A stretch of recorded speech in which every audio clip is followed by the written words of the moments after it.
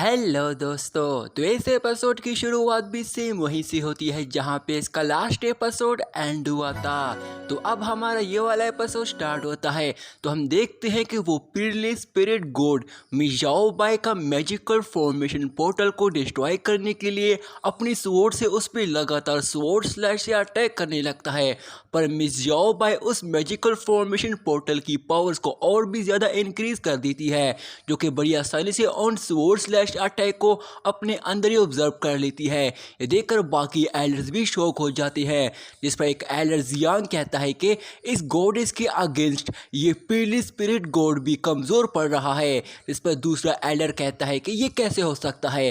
तभी ancient master भी हैरान होते हुए कहता है कि ये क्या यही ट्रू गॉडेस है? लिंग फेंग के पास तो इतनी शक्तिशाली और भयानक गॉडेस है। तभी मास्टर जियांग यून तुरंत ही अपनी टेक्निक का इस्तेमाल करते हुए मियाओ बाई पे स्वॉर्ड स्लैश के अटैक कर देता है, जिससे मियाओ बाई की मैजिकल फॉर्मेशन पोर्टल बड़ी आसानी से अपने अंदर ऑब्जर्व कर लेती है। वही वो मैजिकल फॉर्मेशन आरे पोर्टल उस पीरलिस गॉड को भी अपने अंदर ऑब्जर्व करने लगती है, जिसकी वजह से उस स्पिरिट गॉड की बॉडी कमज़ोर होने लगती है और वो कुछ भी नहीं कर पा रहा होता है। ये देखकर मास्टर जियांग यून तुरंत ही उसकी मदद के लिए उसके पास चला जाता है। ये देखकर वो स्पिरिट गॉड उसे कहता है कि मेरे पास मत आओ, और वो अपनी पावर से उसे शूट करते हुए उसे दूर फेंक देता है। तभी मियाओ बाई उसे कहती है कि तुम बस एक गॉड लेवल की वेपन स्पिरिट हो और मेरी पावर्स को चैलेंज करने की हिम्मत कर रहे हो, जिसके साथ ही वो अपनी पावर्स और भी ज़्यादा बढ़ा देती है। जिस पर वो स्पिरिट गॉड उसे कहता है कि मैंने सोचा नहीं था तुम्हारी ताकत इतनी शक्तिशाली होगी, मुझे नहीं पता कि तुम आखिर कहाँ से आई हो। जिस पर मियाओ बाई उसे कहती है कि अगर तुम्हें मेरे बारे में जानना है तो उसके लिए अपनी इतनी औकात बनाओ। जिसके साथ ही वो अपनी पावर से उस स्पिरिट गॉड को बहुत ज़्यादा दर्द देने लगती है, जिससे उस स्पिरिट गॉड को बहुत काफ़ी तकलीफ होने लगती है और दर्द की वजह से वो काफ़ी चला रहा होता है। मियाओ बाई की मैजिकल फॉर्मेशन उसे ख़त्म करने के लिए उसको अपने अंदर ऑब्जर्व करने की कोशिश करती है, पर तभी वह एक गॉड की आवाज़ आती है जो कि कहता है कि मैं टोइस्ट लॉर्ड गिंग टियान हूँ, तुम यहाँ गॉड रिवियार से बाहर नहीं जा सकती हो। इसके साथ ही हमें गॉड्स रिवियार्स का सीन दिखाया जाता है, जहाँ वो गॉड बहुत सारे अटैक करता है। ये देखकर मियाओ बाई काफ़ी घबरा जाती है, जिस पर वो गॉड हंसते हुए कहता है कि ये गॉड्स रिवियार जल्दी कोलैप्स कर जाएगा और जैसे मैं दोबारा जिंदा हो जाऊंगा मैं तुम्हारी दुनिया में आ जाऊंगा। ये सुनकर मियाओ बाई कहती है कि अच्छा नहीं हुआ, अगर मैंने उसे रोका नहीं तो ये गॉड दोबारा जिंदा हो जाएगा। वहीं दोबारा से हमें गॉड्स रिवियार्स का सीन दिखाया जाता है, जहाँ सभी गॉड्स के स्टोन हिल रहे होते हैं क्योंकि सभी गॉड्स बाहर आने की कोशिश कर रहे होते हैं। इस पर मियाओ बाई लिंग फेंग से कहती है कि यहाँ मैं सब कुछ तुम पर छोड़ रही हूँ, माफ़ करना पर मुझे वहाँ इस वक्त जाना पड़ेगा। इसके साथ ही वो अपनी उस मैजिकल पोर्टल की ओर चली जाती है। लिंग फेंग भी उसे रोकने की कोशिश करता है, पर वो ये भी जानता है कि इसके यहाँ आने से इस वक्त गॉड रिवियार्स का सूरत हाल पहले से भी ज़्यादा ख़राब हो चुका है, इसलिए उसे मना नहीं कर सकता।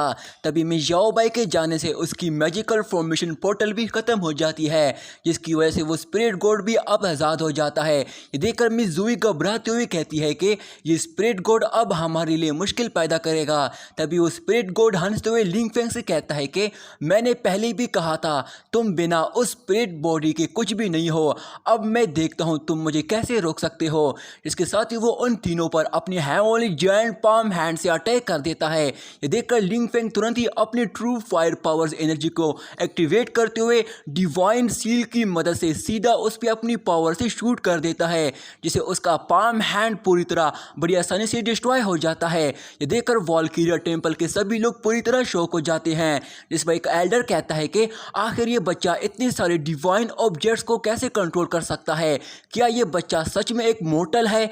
इसके पास होली डिवाइन सोर्ड है और उसके बाद एक गॉड इसकी मदद के लिए आ गई और अब इसने एक और आर्टिफैक्ट का यूज करते हुए अटैक किया है। आखिर ये कितना पावरफुल है? तभी हम देखते हैं कि लिंग फेंग अपने टर्टल आर्टिफैक्ट की मदद से काफ़ी सारी एनर्जी को एक जगह पे स्टोर करने लगता है, जिससे वहाँ एक पोर्टल क्रिएट हो जाता है और उसमें से एक जायंट डिवाइन टर्टल गॉड बाहर आ जाता है।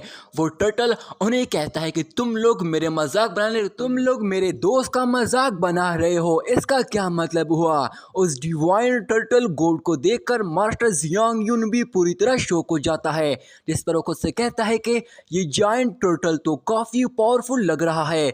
वही एक एल्डर भी बाकियों से कहता है कि ये तो एक लेजेंडरी गार्डियन है जो एंशिएंट गॉड कॉन्टिनेंट की गॉड में से एक गॉड है। मैंने सुना है ये डिवाइन टर्टल हमेशा ज़मीन की नीचे रहकर अपने 8 वंडरलैंड की हिफाजत करता है और यह हमारे एंशिएंट गॉड कॉन्टिनेंट का गार्डियन भी रह चुका है। आखिर लिंग फेंग ऐसे पर्सन को कैसे जानता है। अब दोस्तों इस डिवाइन टर्टल का नाम मास्टर आओ फेंग होता है, जिस पर वो मास्टर जियांग यून से कहता है तुम इस टेंपल के लॉर्ड गार्डियन हो, और गुस्से के साथ उसे कहता है क्या तुम ऐसे घटिया सोचते हो, तुम्हें खुद इतना नहीं पता मासूम लोगों पे अटैक करना सही है या गलत। जिसके साथ ही वो अपने एक ही मूव से काफ़ी पावरफुल एनर्जी रिलीज करता है जिससे बाकी एल्डर्स भी घबरा जाते हैं। कि तभी मास्टर जियांग यून उसे ग्रीट करते हुए कहता है सीनियर आओ, आप शांत हो जाइए और पहले मेरे टेंपल के इन एल्डर से मिलो। यहाँ एल्डर जियांग इस जगह को संभालता है। इसके साथ ही वो सभी एल्डर्स भी उसे ग्रीट करने लगते हैं, जिस पर मास्टर जियांग यून उसे घबराते हुए कहता है आपको एल्डर जियांग से इस सब के बारे में जवाब लेना चाहिए। जिस पर मास्टर आओ उसे कहता है कि मैं जवाब लूँ तुम्हें नजर नहीं आ रहा है, इस लिंग फेंग की बहन की उम्र अभी बस 16 साल है। लिंग फेंग ने एक बार अपनी जान दांव पे लगाकर इसको बचाया है और इन सालों में लिंग फेंग ने कई सारे डीमंस को भी खत्म किया है। ये सभी मासूम लोग हैं। डीमन इस मौके का फायदा उठाकर लिंग फेंग के सी ऑफ सोल में इसके सभी सीक्रेट टेक्निक को हैक करना चाहते हैं।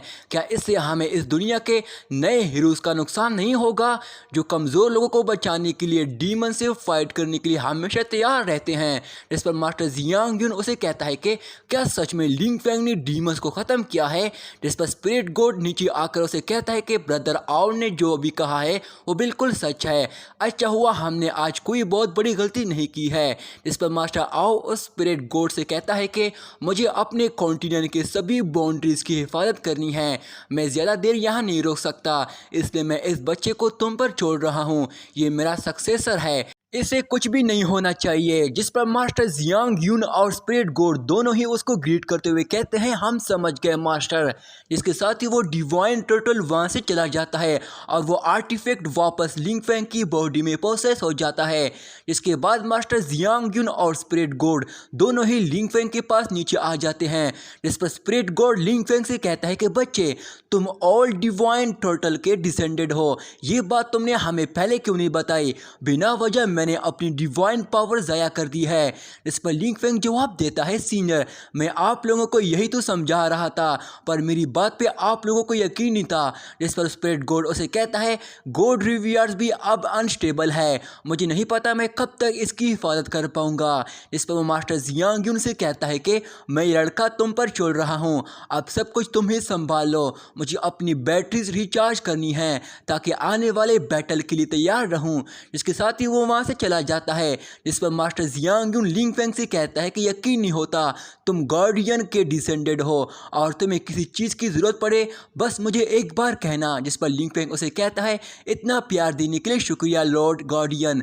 जिस पर मास्टर जियांग यून मिस जुई को देखकर खुद से कहता है कि इस बच्ची के पास ब्लड लाइन और जोरा वार बॉडी है। ये देखकर लिंग फेंग उसे कहता है मिस जुई मेरे डैड लिन जोर्डियन की मुंह बोली बेटी है, ये बहुत अच्छे दिल की लड़की है, इसने कभी कुछ बुरा नहीं किया।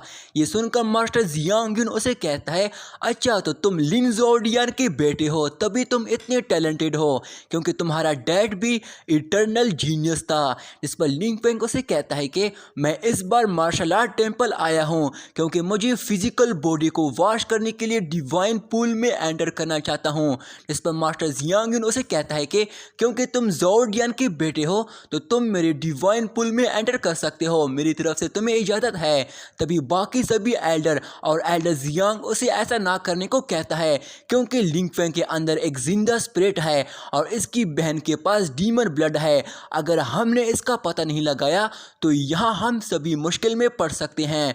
इसके साथ ही बाकी सभी एल्डर्स भी उसे मना करने की कोशिश करते हैं पर मास्टर जियांग यून उन्हें गुस्से के साथ कहता है कि तुम लोग लॉर्ड गार्डियन पे सवाल करोगे, जिसे सुनकर वो सभी तुरंत ही चुप हो जाते हैं। और यहीं पे दोस्तों हमारा ये वाला पार्ट यहीं पे एंड हो जाता है। दोस्तों इस सीरीज़ का अगला पार्ट मैं जल्दी अपलोड करने की कोशिश करूँगा। तब तक के लिए मेरे चैनल को सब्सक्राइब करके इस वीडियो को लाइक कर देना। शुक्रिया।